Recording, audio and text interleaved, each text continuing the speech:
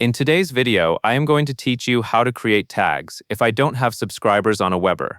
Tags in Aweber are simple labels you can use to organize people and trigger automations later on. Even if your list is brand new and you have not added any subscribers yet, you can still create the tags you plan to use. Doing this early helps you stay consistent, especially when you start building sign-up forms, setting up campaigns, or connecting other tools to your account. To begin, log into your Aweber account and look at the main navigation. Go to the Subscribers section. This is where Aweber keeps everything related to your contacts, including organization tools like tags. Inside Subscribers, find and click on Tags. This takes you to the Tag Management area, where you can create and review tags for your list.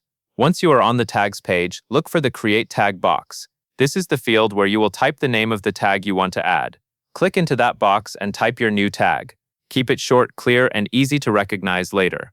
It is also a good idea to choose a consistent style, such as using all lowercase or using hyphens between words, so your tags stay neat and predictable as your library grows. After you have typed the tag name, click Add. As soon as you add it, the tag will be created and saved, even if there are currently 0 subscribers in your account.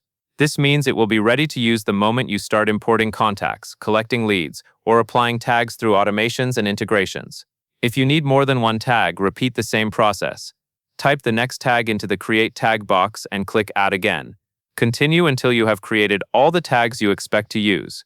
Taking a few minutes to set these up now can save time later, and it helps avoid confusing duplicate tag names once your subscriber list starts growing.